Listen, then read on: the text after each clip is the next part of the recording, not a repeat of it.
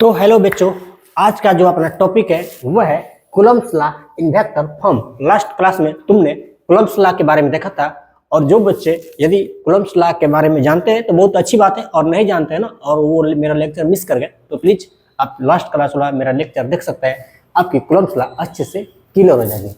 आज देखते हैं Coulomb's law in vector form. Okay, तो देखो, आप जानते हो according to Coulomb's law F बराबर होता है K Q1 Q2 अपॉन में R स्क्वायर। इतनी तो आप जानते हो ना। जहां पर F क्या है तो कूलम्ब फोर्स है, K क्या है तो प्रोपोर्शनलिटी कांस्टेंट है, मतलब कांस्टेंट है, Q1 Q2 क्या है तो पॉइंट चार्जेज है, एंड R क्या है तो distance between Q1 and Q2 है। इतना ही बातें आपने लास्ट क्लास में देखा था अकॉर्डिंग टू कूलम्ब्स लॉ। आज हम देखने जा रहे हैं Coulomb's law in vector form. Vector form, vector के नाम आ रही है ना, और ये क्या है, कूलम्ब फोर्स है। फोर्स है, और फोर्स क्या है, एक वेक्टर क्वांटिटी है। फोर्स क्या है, एक वेक्टर क्वांटिटी है। और आप जानते हो कि वेक्टर क्वांटिटी वो क्वांटिटी होती है जिनके पास मैग्नीट्यूड और डायरेक्शन दोनों होती है।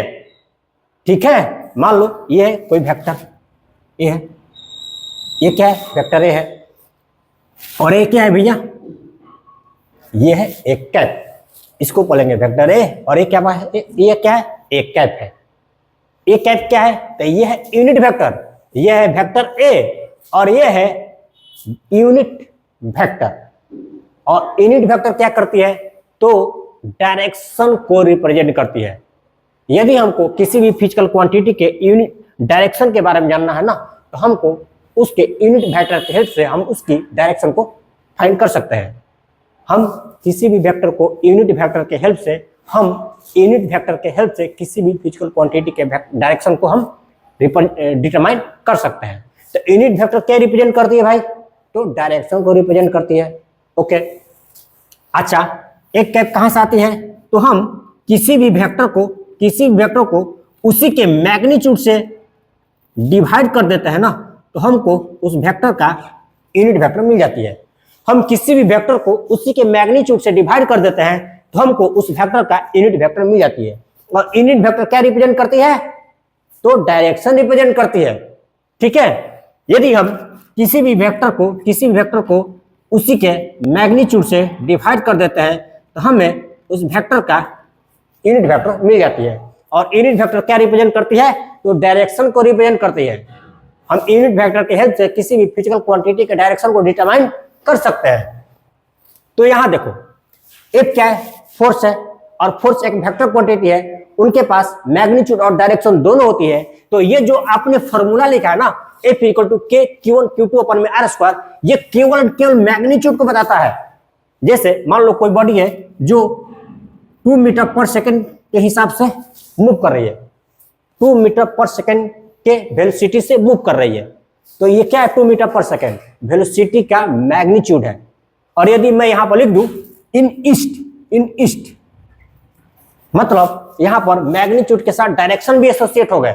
अब हम कह सकते हैं कि कोई बॉडी जो है ना 2 मीटर पर सेकेंड के वेलोसिटी से इस डायरेक्शन में मूव कर रही है।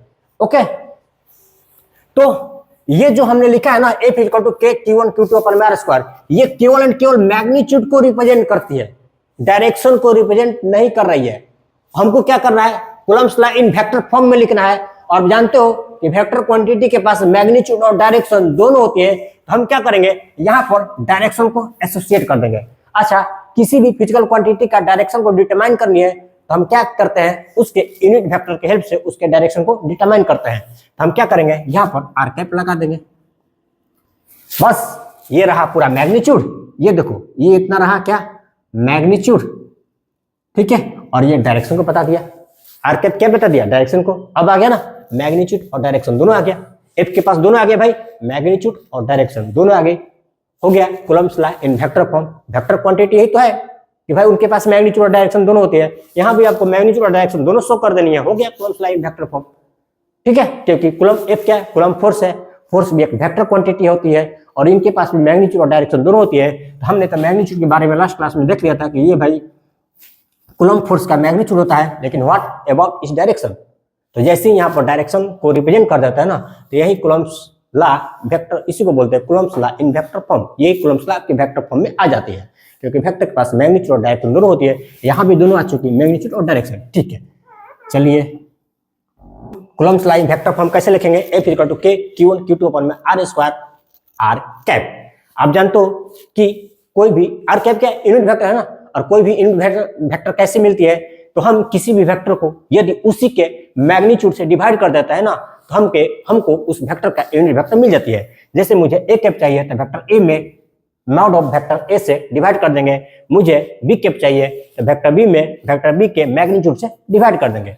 इसी तरह से हम लिख सकते हैं F इक्वल टू के Q1 Q2 अपॉन में R स्क्वायर। R कैप के जगह पर क्या लिख सकते हैं भाई? लाइक दिस क्या लिख सकते हैं? वेक्टर R अपॉन में मॉड ऑफ वेक्टर R लिख सकते हैं ना। R कैप लिखिए या फिर वेक्टर R अपॉन में मॉड ऑफ वेक्टर R लिखिए, एक ही बात है। ओके, और यही होता है आपका Coulomb's law in vector form. इनके पास मैग्नीट्यूड और डायरेक्शन दोनों आ गए। ये रहा पूरा मैग्नीट्यूड को रिप्रेजेंट करती है, ये रहा मैग्नीट्यूड को रिप्रेजेंट करती है, और ये जो हमने बताया ये डायरेक्शन को रिप्रेजेंट करती है, क्योंकि इन वेक्टर डायरेक्शन को डिटरमाइन करती है। और किसी भी बच्चे को यदि वेक्टर चैप्टर में किसी भी प्रकार का कोई प्रॉब्लम हो ना, तो आप जाकर के मेरा वेक्टर वाला चैप्टर देख सकते हैं। वहां पर हमने आपको अच्छे से वेक्टर के बारे में समझाया है। अब जाइए लेक्चर को देखिए, ध्यान से देखिए, आपकी वेक्टर चैप्टर अच्छे से क्लियर होगी, उसके बाद कोई प्रॉब्लम ही नहीं आएगी आपको, आई प्रॉमिस यू। अब जाइए ध्यान से देखिए। ये रहा अपना छोटा सा topic Coulomb's law in vector form. ठीक है बच्चे, आप पढ़ाई करते रहे। अब मिलेंगे नेक्स्ट वीडियो में। Wish you all the best.